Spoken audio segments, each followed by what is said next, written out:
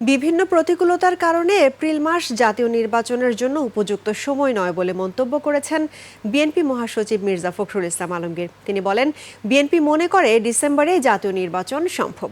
বিস্তারিত মাহিলা ইসলামের রিপোর্টে।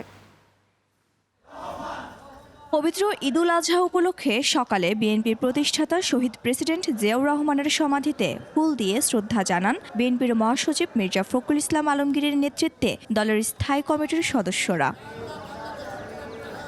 এ সময় মহাসচিব মির্জা ফখরুল ইসলাম আলমগীর সাংবাদিকদের বলেন, এপ্রিল মাস নির্বাচনের উপযুক্ত সময় নয়। জনগণের পূরণ হয়নি এবং যে সময়টি নির্ধারণ করা হয়েছে সময়টি বাংলাদেশের নির্বাচনের জন্য সঠিক সময় নয়। এখানে আপনার যে প্রচণ্ড গরম, ঝড় বৃষ্টি হওয়ার আশঙ্কা থাকে ওই সময়, তারপরে রোজার পরেই অনেক পরীক্ষা আছে। সুতরাং এই সময়টা খুব চিন্তা করে দেওয়া হয়েছে বলে আমাদের কাছে মনে হয় না। জীবন অবাক না করলে কে করবে? 28% মিল্ক ফ্যাটের অবাক করার সাথে ফ্রেশ মিল্ক পাউডার। জীবন অবাক করুক প্রতিদিন। বিএনপি বরাবরই ডিসেম্বরে নির্বাচন চায় উল্লেখ করে তিনি বলেন, বিএনপি এখনও আশা করে ডিসেম্বরেই জাতীয় নির্বাচন হওয়া সম্ভব।